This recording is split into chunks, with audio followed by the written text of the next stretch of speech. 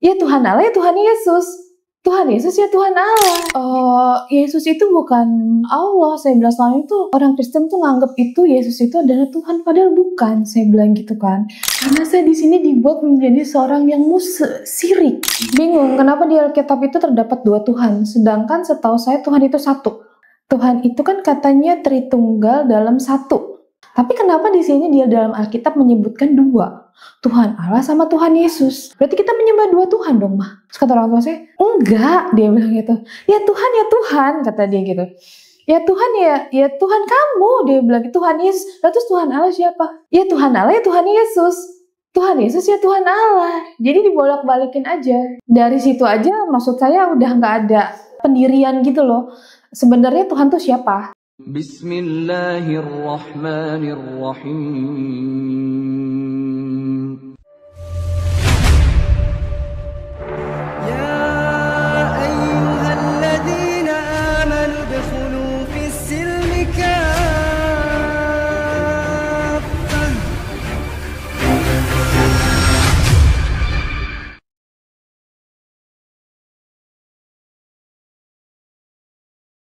Jadi Mbak, tolong ceritakan sedikit latar belakang Mbak Ivana.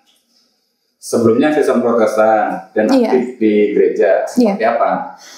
Dulu saya berasal dari keluarga yang beragama Kristen. Saya termasuk dulu tuh murid sekolah minggu teladan saya. Murid ya, bukan guru sekolah minggu? Bukan, saya murid teladan. Dulu saya pengen jadi guru sekolah minggu, tapi saya ngerasa kayak jangan deh. Gak punya cita-cita jadi pendeta? Enggak. Karena dia nggak boleh sembarangan untuk berdakwah. Tapi kok bisa jadi murid teladan di sekolah minggu? Ya, saya banyak mengenal tentang sejarah Alkitab. Tapi dulu ya Mas. Dari gereja mana atau denominasi apa gitu nggak? Di HKBP Maranatha Rawalumbu. Oh, di mana ya? Di Rawalumbu, Rawalumbu Jembatan 6. Oh, Jakarta. Bekasi. Oh, Bekasi. Bekasi. Ntar dicari nggak sama pendeta? Aku tuh masih dicari pendeta loh. Oh, ntar ditip ya. Ada sekarang tadi yang di kafe. Aktif di gereja? Nggak. Sebenarnya saya aktif di gereja. Gereja saya tuh pindah-pindah dulu. Karena saya tidak menemukan feel. Jadi waktu saya di Maranatha, pindah di ke Tiberias, pindah lagi ke Duta Injil, tapi saya tidak menemukan feel di sana. Gitu. Feel itu maksudnya dalam berdoa atau ibadah atau apa yang bisa dijelasin? Saya nggak nangkep apa ya, kayak nggak nyaman gitu dengan apa yang kok kayak saya ngerasa Kosong aja. Iya. Gak ada harusnya gitu. Iya, kayak cuman yaudah saya datang ke sini, saya cuma nyanyi doang, saya muji-muji udah gitu. Sedangkan saya nggak dapat feel untuk yang namanya kalau kita istilahnya kayak zikir lah gitu. Interaksi dengan Allah gitu. Atau nggak kita menyebut Asmaul Husna Allah, kan kita kayak hati kita getar nggak sih Mas? Kayak hati kita kayak Allahu kayak gitu. Nah kalau ini tuh kayak yaudah biasa aja gitu. Tiap minggu datang ke gereja nyanyi segala macam, udah pulang gitu. Pertama kali Mbak Ivana merasa penasaran dengan Islam itu di momen apa? Waktu itu pas ulang tahun saya. Yang ke? 37 kalau nggak salah. Iya, dan itu malam takbiran. Oh, pas ya? Malam takbiran. Itu saya nggak tahu kenapa ya, cuman kayak hati tuh kayak apa ya, kayak biasanya kayak kayak gitu loh, kayak merinding lah gitu istilahnya. Saya ngerasain kayak gitu aja. Dengar apa? Allahu Akbar, apalagi kayak gema takbir. Itu sih gema takbir itu, karena dan di situ saya kayak ngerasa kok ada yang aneh ya, kayak, dan saya kayak ngikutin iramanya dia gitu loh. Itu yang bikin saya kayak ada yang aneh nih. Karena saya nggak biasa seperti itu, dan orang tua saya dari dulu tidak pernah menyarankan saya untuk mengikuti kayak ucapan-ucapan seperti itu. Itu sih. Di momen itu ya? Iya. Kemudian apa yang membuat Mbak Ivana tertarik melihat teman-teman sholat sampai merasa ingin mempelajari Islam itu gimana? Sebenarnya tuh saya jadi gini, pertama tuh saya ngeliat teman saya yang bernama Putri dulu, teman satu kantor. Dia itu sholatnya rajin. Setiap dia sholat tuh saya senang melihat muka dia yang kayak apa ya, auranya beda. Lebih tinggi gitu ya? Nggak tahu, pokoknya auranya beda. Beda saya ngeliatnya. Iya, dia sesudah dan dia dia pas wudhu, selesai wudhu dan selesai sholat itu auranya beda banget. Beda. Saya nggak tahu bedanya dengan orang. Cuman buat saya, lo beda dari yang lain, kayak gitu. Dan di saat dia menghadapi masalah dengan customer tuh tenang, gitu loh. Dia nggak gerasa gerusuk yang kalau kita kan biasa, aduh gimana nih, aduh dia nggak. Dia tenang banget ngadapinnya. Kayak nggak kayak apa ya? Oh yaudah gue punya masalah, udah gitu doang, gitu. Itu yang bikin saya kayak, gue penasaran deh, kamu ini ya, kayak apa, orang tuh kalau misalkan ada sesuatu hal tuh pasti dia akan yang emosi, marah-marah, saya bilang gitu. Tapi ini enggak. Karena iya, tenang banget gitu. Dan maksudnya saya tuh senangnya gini, mereka bisa. Dan saya sukanya dia itu sholat itu nggak pernah yang namanya nggak sholat lah, nggak pernah nggak sholat. Setiap zuhur, asar, sampai maghrib itu dia selalu sholat. Saya bilang sama dia, saya cuma bilang gini sama dia, kok kamu enak ya bisa ketemu Tuhan kamu. Saya bilang gitu, saya ketemu Tuhan saya itu cuma seminggu sekali, sedangkan kamu setiap hari ketika kamu ada masalah, kamu bisa datang kapan aja sama Tuhan kamu. Saya bilang, tapi ketika saya misalkan ada masalah, saya bingung. Saya cuma bilang gini, ya Tuhan tolong saya. Tapi saya kayak, itu tuh bukan berdoa kayak gitu loh. Memang itu namanya berdoa di dalam hati, cuman kayak ada sesuatu tuh yang kosong, yang hilang. Kalau menurut saya seperti itu. Mbak Ivana kan cerita sempat tadi ya, terkesan dengan temannya bisa sholat 5 waktu. Sedangkan di gereja ibadahnya hanya seminggu sekali gitu ya. Apa yang Mbak rasakan saat melihat teman-temannya sholat waktu itu ya? Waktu itu sholat saya cuman lihat, saya senang mukena. Saya senang mukena. Makanya sampai saat ini sebenarnya saya dari dulu tuh pengen banget punya mukena. Mukena tuh 33 biji kalau bisa. Jadi saya nggak tahu, pokoknya mukena itu motivasi buat saya. Saya nggak tahu kenapa. Cuman saya pernah bilang sama beberapa orang teman saya bilang sama mereka, apa yang lo mau kalau seandainya apa yang saat ini lo mau, dia bilang gitu. Saya cuma minta sama mereka, pengen mukena, udah mukena aja. Kenapa emang? Gak tahu, kayaknya lucu aja kalau kita punya koleksi mukena yang berbagai macam rupa. Itu kayak menambah kita untuk yang sholat kita tuh lebih ini gak sih, kayak lebih kayak lebih terpacu gitu loh. Kayak wah nanti gue dulu sih beranggapannya kayak gitu ya, kayak gini. Wah dulu nanti asar mau pakai yang warna pink gitu. Zuhur mau pakai yang warna ini ya, kayak menambah semangat tuh dengan mukena itu gitu sih. Unik juga ya. Iya dulu aku kayak gitu. Pernah mencoba ikut sholat nggak secara diam-diam atau sebelum resmi jadi seorang muslimah ya? Pernah coba ya sholat? Sebelum memutuskan untuk jadi muslim tuh iya. Pernah coba? Pernah coba berapa kali di musola kantor gitu.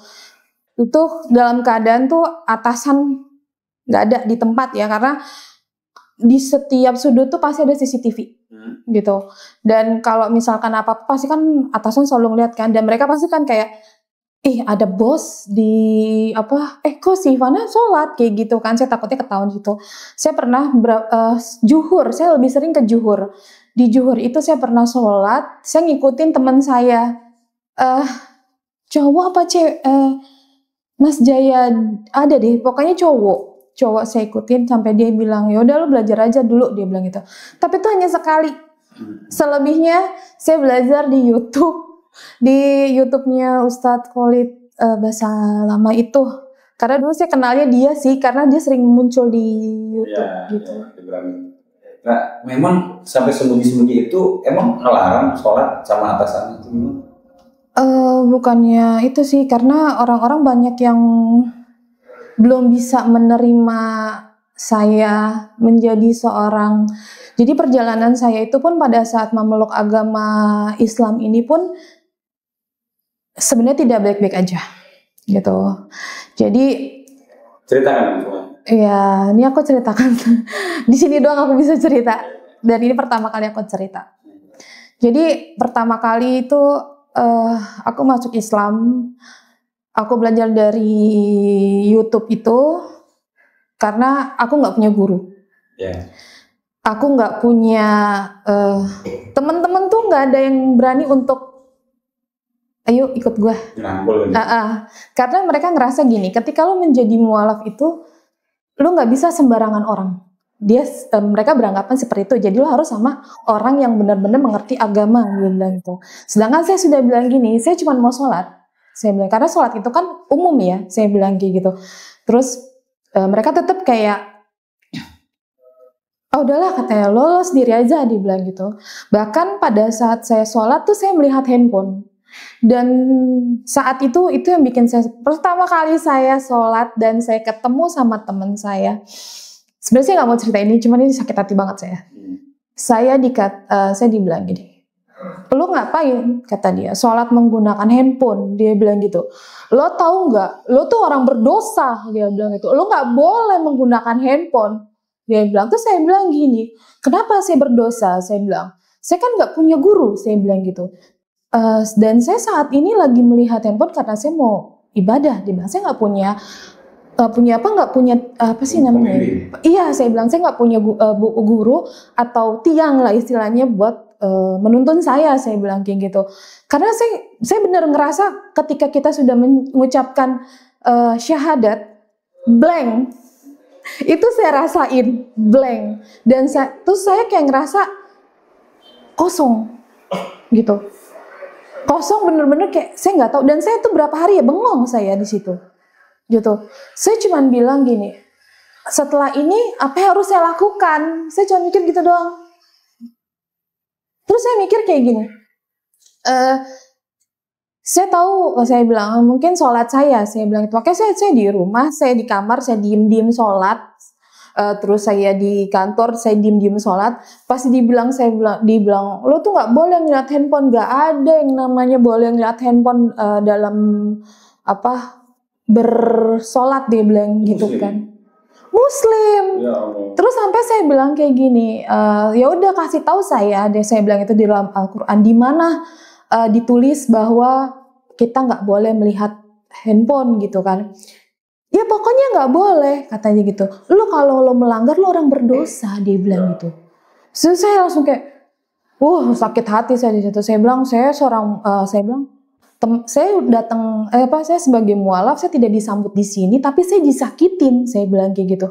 Maksudnya setidaknya kata-kata kalian tolonglah disaring, saya bilang kayak gitu. Di situ saya cuma bisa diem.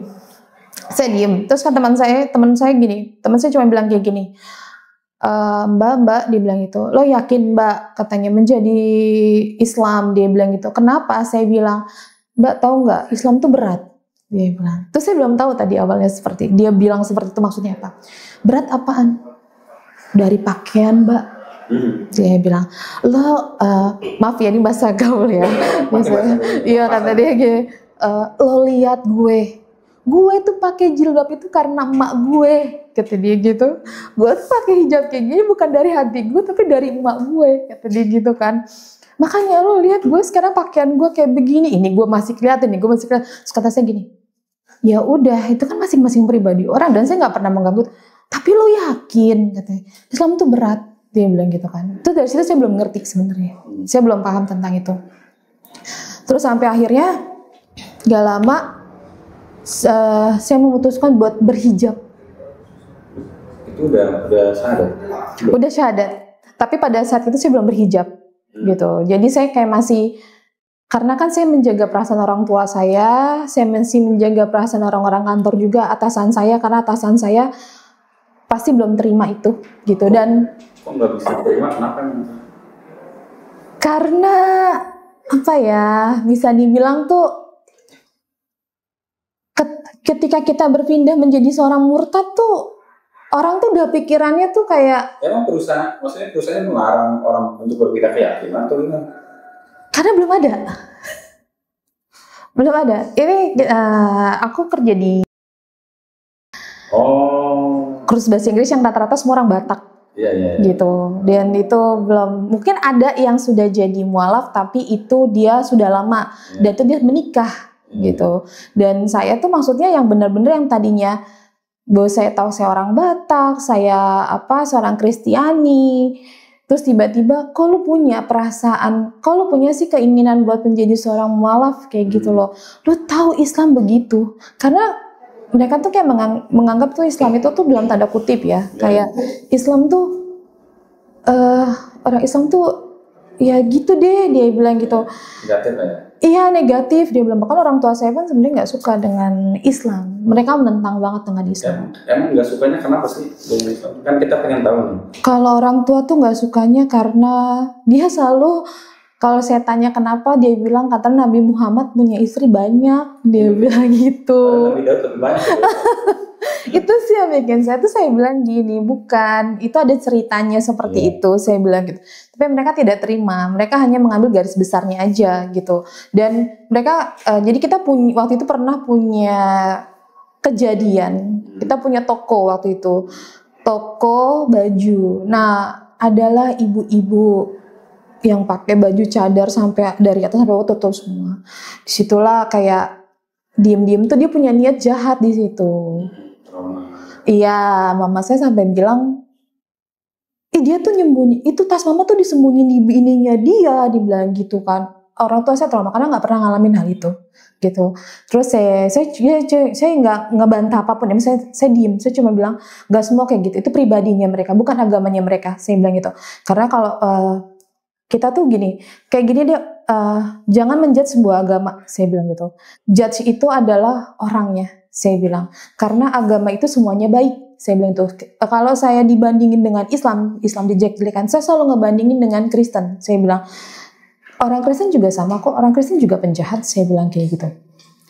Jadi, tapi orang Kristen nggak terima kok dibilang penjahat, sama, saya bilang gitu. Makanya jangan menjudge agamanya, tapi judge lah ininya, saya bilang orangnya. Terus saya pernah waktu Ustadz, kan saya baru tuh pernah nanya sama Ustadz begini, Fana katanya, Fana tuh sudah dapat hidayah, dia bilang gitu kan. Itu waktu awal-awal kan aku cerita nih sama Ustadz nih kan, Fana tuh udah dapat hidayah, Fana tinggal jemput taufik, dia bilang. Itu saya nggak ngerti taufik itu apa, saya nggak nangkep taufik itu apa.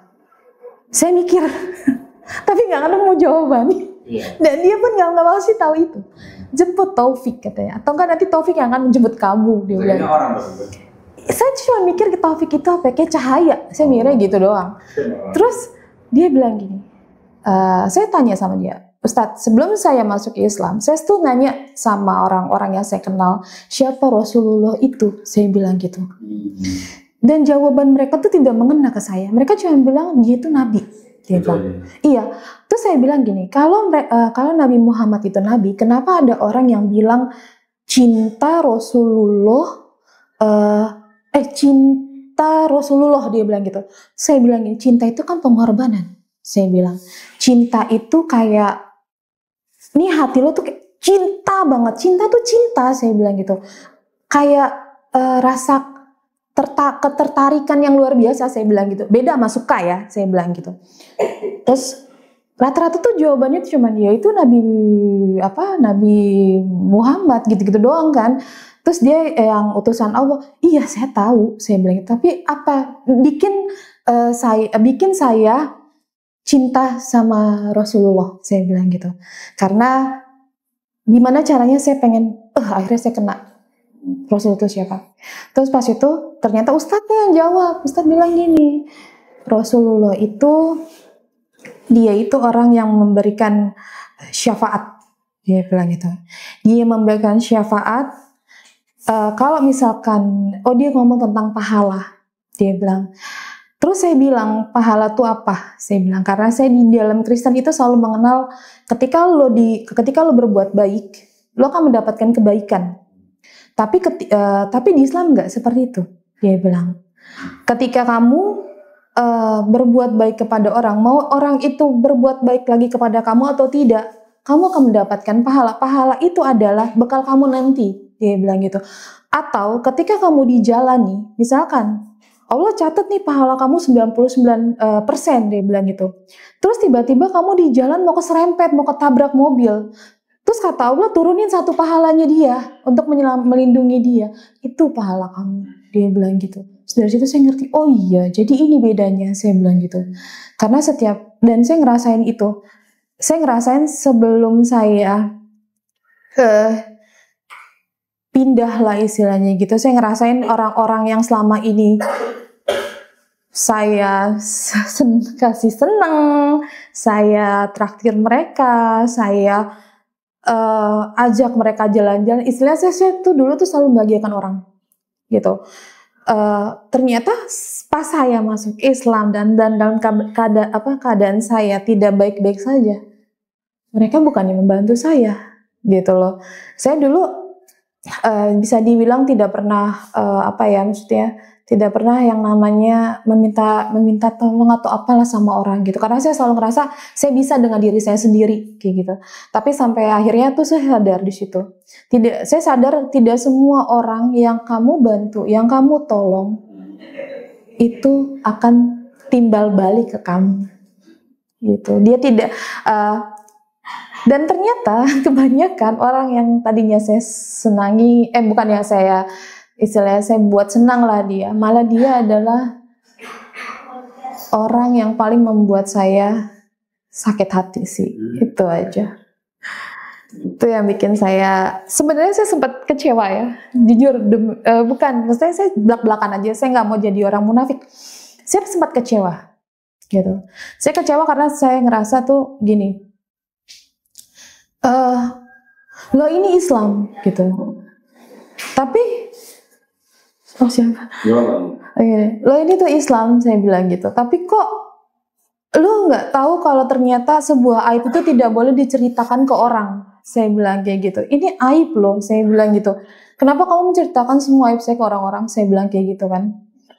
Terus dia bilang, dia tuh selalu beralasan lah, banyak lah. Terus sedangkan saya bilang kayak gini, saya selalu menjaga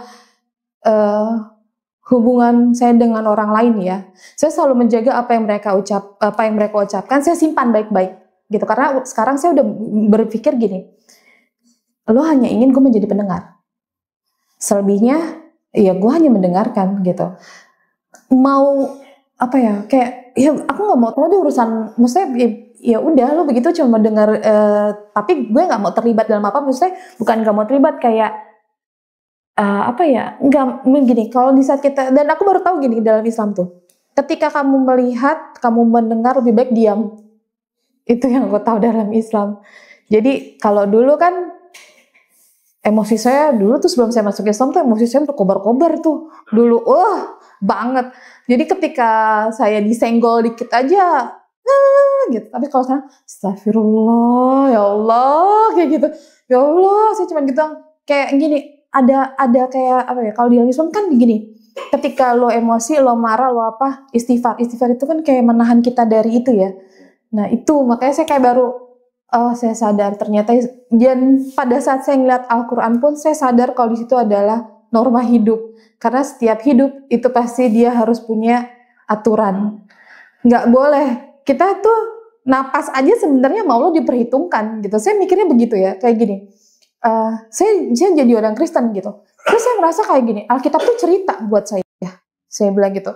Alkitab tuh cerita. Karena apa? Dia menceritakan begini, saya bilang gitu. Terus Musa membawa bangsa Israel ke ini, saya bilang gitu. Tapi kalau di dalam Al-Quran tuh beda. Saya bilang, setiap ayat itu dia ada ininya, saya bilang. Ada kayak ngasih peluk ya, kayak pengertian gitu. Terus saya bilang gini, ini yang namanya firman Tuhan, saya bilang gitu. Ini yang namanya kitab Allah ya ini kata Allah ya ini, bukan ini tuh cerita, saya bilang gitu. Kita pernah lihat undang-undang, saya bilang gitu kan, undang-undang itu jelas, terperinci, dan mau gimana pun harus ditaati. Sama nih, saya bilang, Al-Quran pun seperti itu, saya bilang gitu. Ya, jadi apa yang paling sulit tuh Mbak ketika menyembunyikan kemualapan Mbak Ivana dari teman-teman kantor dan keluarga itu? Yang sulit itu tuh ibadah sih. Jadi ibadahnya jadi nggak bisa nggak bisa tepat waktu, nyuri-nyuri waktu gitu. Terus sama ketika kita memilih untuk fokus gimana ya? Saya tuh selalu diledekin sama teman-teman Kristen saya gitu. Jadi pelan-pelan saya kasih tahu nih ke teman-teman saya kalau saya sudah pindah agama gitu kan. Namanya mulut orang kan satu-satu pasti ini dong nyebar ya gitu. Nah ketika mereka tuh selalu menyindir saya gini. Jadi mereka selalu menyanyikan lagu Tuhan Yesus tidak berubah, tidak berubah gitu. Tuh di situ saya sakit hati. Saya sakit hati saya bilang, kamu kenapa nyanyi kayak begitu? Saya bilang gitu, kamu ngeledek saya begitu. Terus saya bilang, emang Tuhan Yesus tidak berubah, saya bilang gitu kan. Terus dia tuh gimana ya, dia tahu saya marah, cuman kayak makin bertingkah gak sih, kayak makin disengajain gitu loh. Jadi kayak memancing saya, yang tadinya saya hanya diem-diem aja gitu, memancing saya untuk ayo dong lo emosi dong kayak gitu. Dan emang sih saya lupa pada saat itu istighfar gitu. Alhamdulillah. Nah sekarang soal dengan keluarga ya. Bagaimana tuh reaksi keluarga saat pertama kali tahu ya Mbak Ivana tuh masuk Islam? Pertama kali tahu mereka nggak terima, mereka kecewa. Terus mereka sampai bilang, ayo kita ke gereja. Dia bilang gitu. Kita tanya ke pendeta, dia bilang apa yang mau kamu cari tahu tentang Tuhan, dia bilang gitu. Terus saya bilang sama dia, saya ceritakan yang soal kejadian gitu, ayat kejadian itu saya bilang. Dan yang saya bingungin adalah pada saat filmnya Paskah, saya bilang gitu. Masa Tuhan berdoa sama Tuhan? Saya bilang gitu kan lucu, saya bilang gitu. Namanya Tuhan, ya dia sudah tahu gitu, saya bilang apa yang akan terjadi, jadi dia sudah menuliskan takdirnya dia, dan dia ya udah cuman kayak minta dikuatin gak sih, tapi bukan sama Tuhan juga, saya bilang kayak gitu. Mungkin di sini saya nggak nangkep gitu, saya bilang kok Tuhan berdoa sama Tuhan, ya lucu buat saya bilang gitu. Itu bikin saya ragu sih. Terus orang tuh marah sampai ibu saya bilang gini, ya udah deh lo keluar aja di rumah. Dia bilang gitu. Ya cuman gini, saya minta maaf, saya mohon sama orang tua saya, jangan, saya bilang gitu, jangan nanti dulu, saya bilang gitu. Saya bingung, saya bilang gitu kan, tapi saya akan pergi, saya bilang, tapi tunggu dulu. Saya cuma jawab gitu doang. Terus adik saya sama abang saya itu sih marah, mereka marah. Cuma adik saya kayak, ya ampun lu sayang banget kayak gitu, lu sayang banget harus kayak gitu jalannya, dia bilang gitu. Bapak saya tuh orangnya dendaman. Wah dia kayak kalau udah benci sama orang benci gitu. Itu bapak saya yang paling nggak terima sih dia. Gitu. Terus sih. Siapa yang disampaikan ke keluarga ya saat mereka bertanya, kenapa sih ini Islam gitu, nggak lain? Karena saya bilang Islam itu hanya menyembah satu Allah, saya bilang gitu. Saya bilang Yesus itu bukan Allah, saya bilang. Selama itu orang Kristen tuh nganggap itu Yesus itu adalah Tuhan, padahal bukan, saya bilang gitu kan. Terus saya menjelaskan, saya bilang gini, ibadah saya sih, saya bilang karena ibadah saya itu saya ngelihat teman saya ibadah itu tuh mereka mereka tuh bisa gitu. Kayak misalkan dalam satu hari dia bisa ketemu Tuhan dia semudah itu gitu. Sedangkan kita ketemu Tuhan kita tuh cuma satu hari, dan doa kita tuh hanya berdoa Bapa kami, saya bilang itu. Sedangkan di Islam tuh mengajarkan banyak doa, saya bilang itu. Mereka ngajarin zikir, mereka ngajarin pada saat ketika lo kesulitan, dalam hati lo zikir aja ini gitu. Dia punya kekuatan sendiri gitu. Sedangkan kalau di Kristen cuman Bapa kami yang di surga gitu doang. Terus kayak paling nyanyi-nyanyi lagu-lagu. Nah kalau misalkan di Islam itu ada sholawat, saya bilang gitu. Itu sebagai penguat kita dan kayak pujian kita kepada Rasulullah, saya bilang kayak gitu. Saya lebih nyaman di sini karena dari dulu saya selalu senang denger Nisha Sabian. Itu tuh saya suka banget sama dia. Gitu. Kemudian kita akan membahas keraguan dalam agamanya dulu ya Mbak, Kristen. Nah, Mbak Ivana sempat bingung dalam Alkitabnya tentang Tuhan Yesus dan Tuhan Allah gitu ya. Ceritanya kebingungannya seperti apa waktu itu? Bingung, kenapa di Alkitab itu terdapat 2 Tuhan, sedangkan setahu saya Tuhan itu satu. Dan kan gini, saya pernah tanya, Tuhan itu kan katanya Tritunggal dalam satu, gitu kan? 3 tapi 1. Tapi kenapa di sini dia dalam Alkitab menyebutkan 2, Tuhan Allah sama Tuhan Yesus? Itu sih yang buat saya ragu sih. Kayak berarti saya bilang sama orang tua saya kayak gini, berarti kita menyembah 2 Tuhan dong, Mah. Saya bilang gitu. Terus kata orang tua saya, enggak, dia bilang gitu. Ya Tuhan, kata dia gitu. Ya Tuhan ya Tuhan kamu, dia bilang gitu. Tuhan Yesus. Lalu terus Tuhan Allah siapa? Ya Tuhan Allah, ya Tuhan Yesus. Tuhan Yesus ya Tuhan Allah. Jadi dibolak-balikin aja gitu. Itu yang bikin saya kayak dari situ aja, maksud saya udah nggak ada kayak nggak ada pendirian gitu loh. Sebenarnya Tuhan tuh siapa di situ gitu loh. Kenapa bisa disebut dengan Tuhan Allah, kenapa bisa disebut dengan Tuhan Yesus, itu menurut saya sih. Mbak pernah nanya ke pendeta atau tokoh agama yang mungkin bisa jawab tuh? Kalau saya gini, kalau misalkan saya sudah menemukan Al-Quran ya, istilahnya di situ dia kalau Al-Quran aja sudah ditulis Qul huwallahu ahad, Allahus somad. Situ aja ditulis gitu. Kalau saya nanya tentang ke pendeta yang ada sih dibolak-balikin. Makanya itu yang membuat saya untuk dan karena orang tua saya yang cowok itu termasuk yang pinter dia dalam agama ya. Itu aja dia tidak bisa menjelaskan bagaimana kenapa Tuhan itu ada 2 di dalam Alkitab gitu. Dan di situ kayak buat saya ya udahlah, berarti selama ini ya kalian belum tahu apapun kayak gitu, kalian belum mengerti sebenarnya tuh apa. Saya mikir kayak gitu. Terus ya udah akhirnya saya cari tahu sih. Saya lebih suka sejarah. Saya baca kisah-kisah Nabi yang kartunnya ini kisah Nabi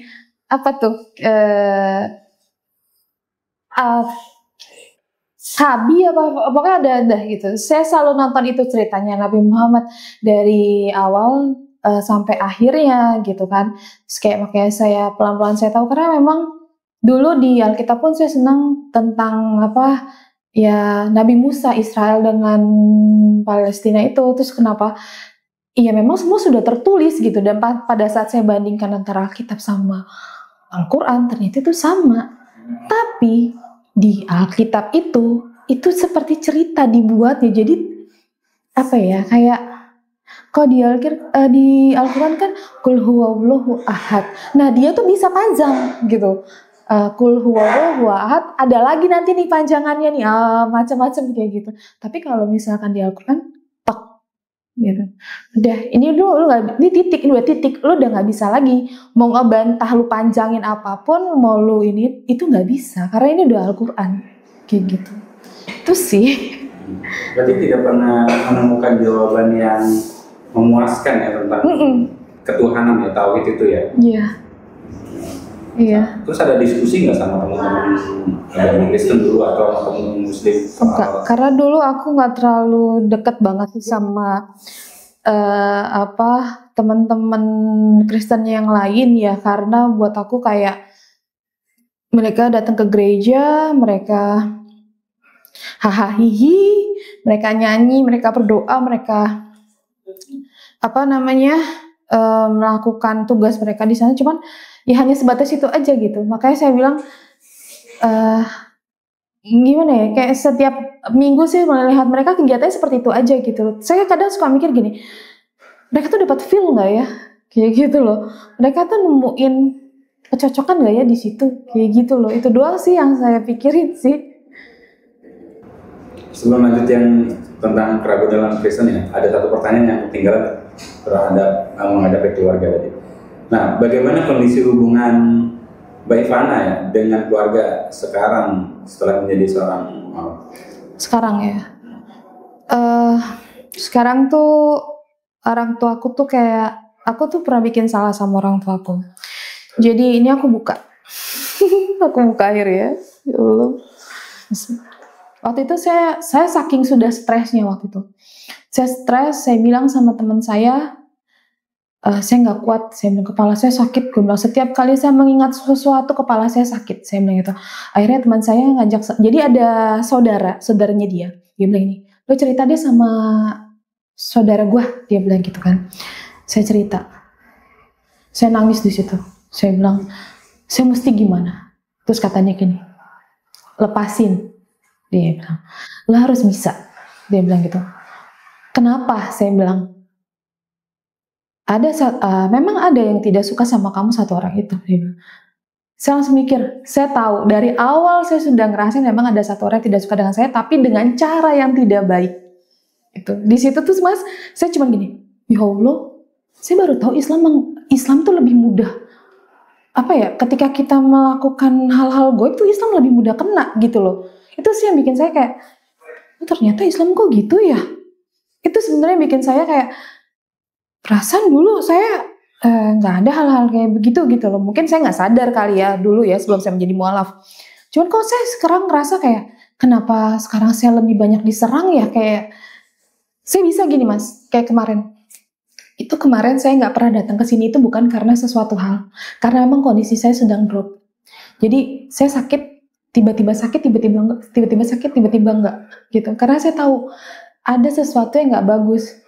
Saya nggak mau ke dokter karena saya ngerasa ketika saya bilang saya mau ke dokter, orang tua saya yang marah. Dan orang tua saya sampai sekarang belum bisa terima saya. Belum terima dalam artian gini, orang tua saya tidak akan bantu saya, gitu. Abang saya pun berkata seperti itu. Dia kalau saya selalu minta tolong sama dia, selalu bilang gini, minta tolong sama Tuhan lo. Lo udah punya Tuhan sekarang. Dia bilang gitu. Lo tuh sampah di sini. Dia bilang. Terus saya bilang gini, oh iya. Saya bilang gitu kan. Terus dia pernah megang Al-Quran. Hal lucu sih buat saya. Dia megang Al-Quran. Saya cuma bilang gini doang sama dia. Gak usah dia pegang-pegang Al-Quran. Suatu saat lo menyukai itu Al-Quran. Saya bilang gitu. Kata dia, maksud lo apa? Kata dia gitu. Iya kita tunggu aja. Siapa tahu ada malaikat datang. Saya bilang gitu kan. Terus dia tuh. Tapi saya nggak tahu ya. Saya bilang. Kadang Allah ngasih kita. Kadang gini. Kadang ada keburukan. Tapi ada kebaikan juga. Gitu loh. Jadi ketika saya dihadapkan sama hal-hal yang begitu. Masih ada orang baik gitu. Yang melindungi saya gitu. Masih Allah kasih. Ya itu mungkin saya sadar. Ketika orang bilang gini. Semua itu terjadi atas izin Allah. Gitu. Itu yang saya marah loh, Mas. Saya marah, saya kecewa. Saya kecewa sama Allah. Saya sampai bilang gini, ya Allah, saya bilang, kok Islam itu jahat? Saya bilang gitu. Itu saya putus asa. Saya putus asa karena dan dalam hati saya tuh kayak gini. Karena saya belum tahu ilmunya. Makanya saya bilang taufiknya. Ternyata taufik itu ilmu. Itu yang saya belum dapat sampai sekarang. Kayak rahasia Allah, tau kayak rahasia ini gak sih? Terus akhirnya saya bilang sama apa? Saya belajar. Oh, saya bilang. Terus sama bilang gini, lo jangan ketika orang tuh kadang suka tahu ngomong doang ya. Tapi dia nggak tahu apa yang kita rasain, Mas. Gitu kayak ini kepala saya pusing nih. Terus kayak masalah tuh nggak itu. Terus orang bilang gini, sabar, gak bisa seperti itu. Sabar tuh gampang, tapi kita sendiri nih gue bagaimana? Gitu. Cuman, tau gak sih mas kuncinya apa? Istighfar doang, sebenarnya. Bener dah.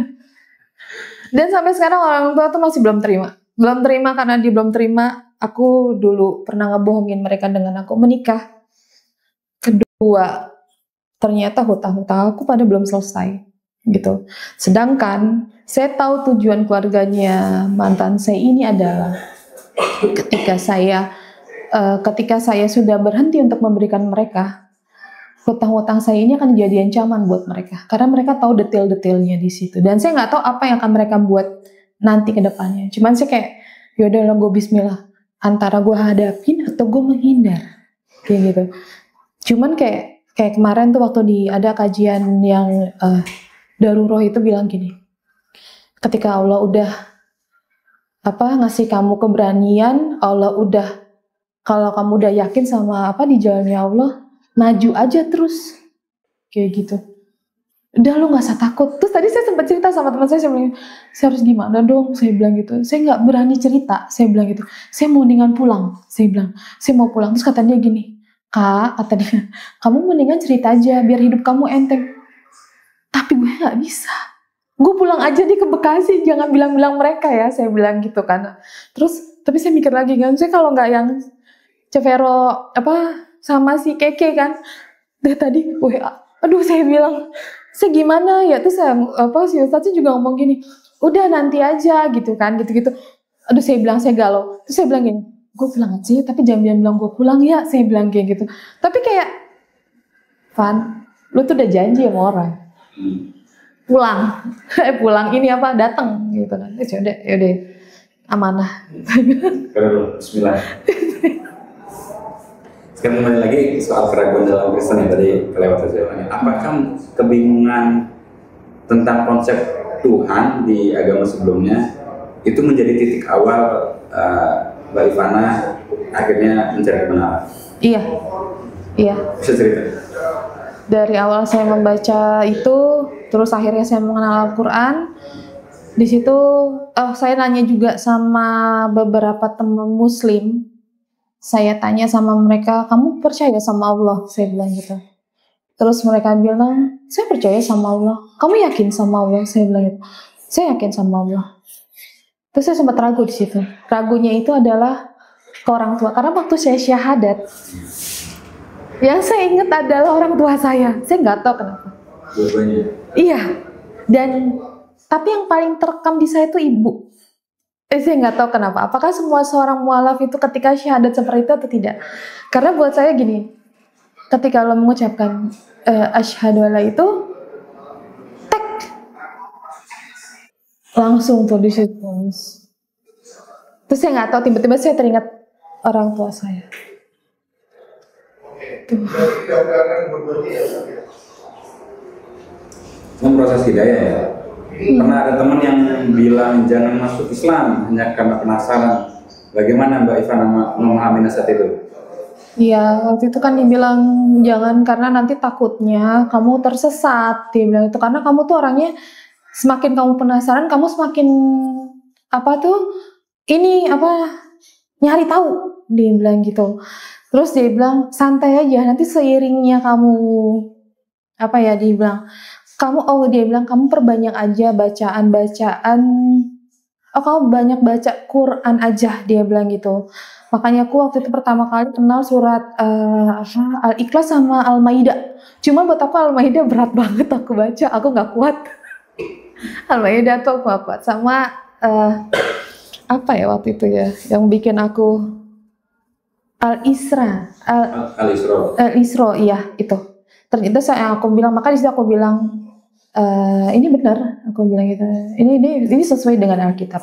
Dan aku maksudnya apa yang Alkitab ceritakan di Al-Quran pun diceritakan, aku bilang gitu. Jadi kayak aku ngerasa gini, ketika ada kitab-kitab terdahulu, Zabur, kitab-kitab Taurat, aku bilang di sini juga ada, di sini juga ada, di Alkitab pun kitab Zabur ada, kitab Daud ya, saya bilang gitu.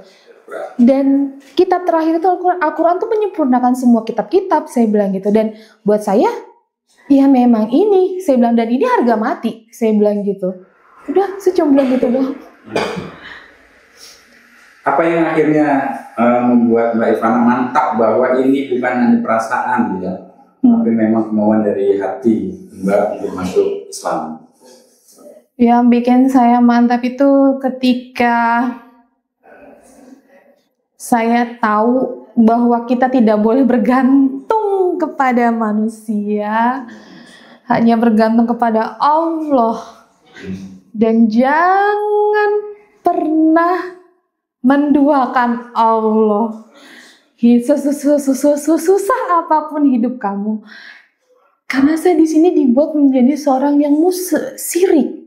Kalau buat saya sudah ngejalanin. Jadi gini, ketika saya menjadi mualaf tuh, yang saya laluin ini adalah hal-hal yang buat saya aneh gitu. Terus, tapi ini kayak gini, ini sebuah pelajaran buat saya. Karena nanti kan ke depannya saya nggak akan tahu apakah saya akan bertemu dengan seperti hal ini lagi kah atau tidak kah. Jadi ini kayak sebagai fondasi buat saya gitu. Cuman saya selalu, karena saya lihat gini Mas, saya lihat orang ada yang ketika lo ngaku bertuhan, tapi lo syirik. Lo ngaku bertuhan, lo bersolawat, tapi lo musyrik. Itu lo percaya ada Allah Sang Maha Pembalas, Allah Sang Maha Pengasih, Allah Sang Maha apa ya waktu itu saya bilang, tapi lo ke dukun, saya bilang gitu. Terus saya bilang gini, saya selalu berdoa gini Mas, terakhir saya berdoa, bukan terakhir sih, saya kemarin saya selalu berdoa sama Allah gini, setiap selesai sholat malam saya bilang, Allah hidup mati saya, Allah saya serahkan semua hidup saya kepadamu, apapun hidup saya serahkan kepadamu. Itu saking saya sekarang sudah kayak gue berserah sama Allah. Udah, aku tuh udah gak ada kayak gini, gue udah gak punya harapan apapun, harapan gue cuma satu, Allah. Allah mau nanti ke depannya saya akan seperti apa, terserah Allah. Saya sudah pasrah. Kayak gitu aja udah. Setelah menjadi mualaf, apa hal yang paling Mbak syukuri dalam Islam? Yang saya syukuri itu, saya tahu arti apa ya, sedekah gitu. Saya dulu ngerasa, saya baru tahu sedekah itu ternyata adalah pahala yang paling bagus ya kalau dibilang ya, karena menolong kita juga nanti di akhirat. Karena dulu saya merasa ketika kita harus berbuat baik, ya orang itu pun harus berbuat baik sama kita. Ketika dia nggak berbuat baik, kita marah kayak gitu. Iya, itu saya belajar. Maksudnya Quran tuh ya benar sih. Cuman ya kita aja ya, maksudnya gini, banyak orang yang kayak ngerasa Al-Quran itu ya, dia malas baca Al-Quran karena kayak ngerasain. Jadi gini, saya inget banget Mas, ada teman saya ngomong gini, Fana gue juga hijrah Fana, dia bilang gitu. Gue tuh hijrah, tapi nggak jadi, gitu. Itu saya lucu. Tapi ketika saya jalanin saya paham. Jadi teman saya bilang gini, Van, itu sebenarnya gini, ada beberapa temen yang bikin saya sakit hati adalah gini, Van, ketika nanti lo misalkan nggak kuat sama masalah lo, atau lo nggak kuat, lo balik aja deh ke Kristen. Dia bilang gitu. Saya nggak tahu maksud mereka ngomong apa seperti itu, cuman saya ngomong gini, kenapa kok lo bukannya, kalau lo nggak bisa bantu gue, setidaknya lo ya apakah support gue kayak gitu. Namanya kita manusia kan butuh dukungan ya Mas, entah dari mulut kayak gitu ya. Support system. Iya gitu, biar bikin kita semakin gue dapet nih dukungan nih kayak gitu. Walaupun dia nggak bisa istilah bantu apapun nggak apa-apa, asalkan berikanlah yang baik-baik. Karena yang kan orang bilang berikanlah perkataan yang baik-baik kan. Bahkan di wudhu pun dibilang begitu gitu. Terus saya bilang gini, kenapa begitu? Saya bilang, berapa kali saya ketemu sama teman saya, mereka selalu bilang kayak gitu. Kalau misalkan lo punya masalah dan masalah lo nggak bisa diiniin, ya udah, lo balik aja ke agama Kristen, lo ikutin aja bapak lo mau ngomong apa. Saya cuma bilang gini, oh ternyata kayaknya gampang banget ya ngomong kayak gitu ya. Sedangkan saya sampai saat ini bertahan itu karena iman saya. Saya bilang, kalian belum tentu bisa ngelewatin apa yang saya lewatin. Saya bilang, saya babak belur, saya bilang gitu. Mungkin apa yang saya jalani itu belum sebabak belur orang-orang yang cerita ke saya ya, saya bilang. Cuman kamu tuh nggak tahu yang namanya psikis, mental, saya bilang gitu. Karena yang diserang adalah itu, saya bilang. Mungkin orang tuh cuma taunya, oh, nih lo Ivana, nih lo sekarang gemuk kayak gitu kan. Tapi lo nggak tahu di dalamnya itu menanggung apa. Itu sih yang bikin saya kayak, kalau teman-teman yang maksudnya, tapi lo Muslim gitu, harusnya lo tuh tahu bagaimana caranya supaya apa ya, maksudnya ya dorongan lah atau apa. Ini nggak malah yaudah balik aja kayak gitu. Terus sampai orang tua juga ngomong gitu, dia bilang gini, kamu udah bulan lalu apa kalau salah, dia bilang, udah kamu ke pendeta aja. Dia bilang gitu, kamu ke pendeta aja biar kamu tahu, dia bilang gitu kan, kalau Kristen itu seperti apa. Saya diem doang mas, saya kalau orang tua saya udah ngomong saya diem aja. Sampai kemarin orang tua saya bilang gini, kamu keluar deh dari rumah, dia bilang gitu. Saya nggak bisa keluar mas, karena saya udah nggak punya apa-apa. Saya kan begini, ketik kemarin aja, jujur ya, tapi dia bilang, saya aja ke tempat yang ono. Itu saya mikir, karena nggak ada orang yang bisa bantu saya untuk mencari ongkos saya ke sana. Saya bilang, saya sampai nanya ke saudara-saudara saya bilang, saya punya duit dong, saya mau kesini. Enggak, dia bilang gitu. Ya udah, akhirnya saya coba. Tadi sebenarnya saya punya barang yang mau dijual, tapi barang ini maksudnya barang stok sisaan lah gitu. Yang sebenarnya saya nggak mau jual ini, cuma akhirnya saya jual. Akhirnya saya dapet ongkos saya dari situ. Makanya saya bilang, Allah mudahin saya bilang gitu. Yang saya nggak ada niat sebenarnya mas. Tapi kalau saya bilang, saya yakin kok ketika Allah kasih mudahkan pasti mudahin. Saya cuma percaya itu aja. Saya bilang gitu. Kemudian bagaimana perasaan Mbak sekarang bisa sholat 5 waktu nih? Lebih tenang. Tenang ya? Lebih tenang. Nggak sembunyi-sembunyi lagi? Enggak. Masih?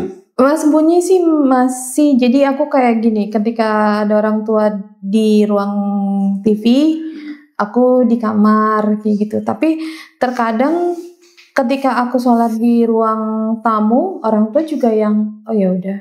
Dulu sempat aku ketika sholat, orang tua tuh yang laki, pas aku lagi gini, dia gini, tendang apa gitu. Itu waktu itu aku nggak tahu aku khusyuk apa enggak sih, aku nggak tahu dosa apa enggak itu aku di situ. Cuman aku dengar mereka bilang tendang gitu ya.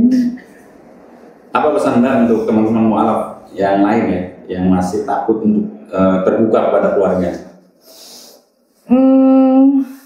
Sebenarnya ketakutan itu bisikan setan. Begitu ya. Ketakutan itu bisikan setan. Karena apa? Ketika kita sudah menjadi hamba Allah, kita harus berani. Berani mengambil langkah, berani bersikap. Mau apapun yang ada di depan kamu, mau itu ada jurang sekalipun, kamu harus berani. Berani bersama Allah.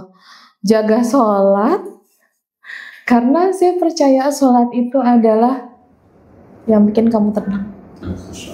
Itu sih. Kemudian ada pesan untuk teman-teman yang masih non-muslim ya, yang sedang penasaran juga nih kayak dengan Islam. Yang teman-teman non-muslim? Iya, misalnya yang masih ada penasaran dengan Islam kayak Mbak dulu gitu. Kalau buat teman-teman non-muslim yang ini baca Al-Quran. Gitu. Boleh nggak sih? Iya boleh. Terjemahannya ya. Baca Al-Quran, jangan baca Latinnya tapi baca artinya. Gitu. Tapi aku nggak tahu ya Al-Quran apa yang itu ya, cuman buat yang terjemahan maksudnya. Terjemahan gitu. Oh penasaran gitu ya. Penasaran. Karena di kitab-kitab lain di Al-Quran pun ada. Terakhir, doa apa yang paling sering Mbak Ivana panjatkan sejak menjadi seorang mualaf? Doa apa ya? Aku minta apa ya? Minta kuat, satu.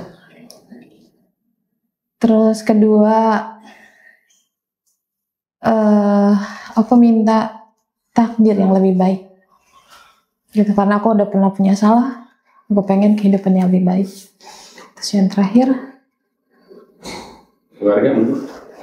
Kalau keluarga aku lebih kayak gini. Enggak, kalau keluarga itu aku lebih kayak aku udah pasrah. Gitu. Maksudnya biar dapat hidayah gitu. Oh, dapat hidayah. Keluarga pasti dapat hidayah. Aku pengen mereka tahu kalau sebenarnya apa yang aku sekarang jalani adalah proses aku menuju gitu. Karena kayak kemarin aku dengar di YouTube, kamu jangan pernah sedih ketika kamu pas hijrah itu malah misalnya gini, dulu kamu dapat banyak, sekarang dapat dikit. gitu. Terus dulu kamu bisa dapet banyak aja bersyukur, gitu. Banyak bersyukur. Terus sama aku pengen jadi ahli aku pengen jadi orang yang gemar sedekah. Makanya aku selalu minta sama Allah, kalau Allah izinkan limpahkan aku rezeki dari biar aku bisa menjadi orang yang gemar sedekah. Udah itu aja. Karena pahalanya nggak main-main. Pesan-pesan untuk orang-orang yang mungkin terlibat dalam proses hijrah Mbak mungkin? Kalian luar biasa. Allah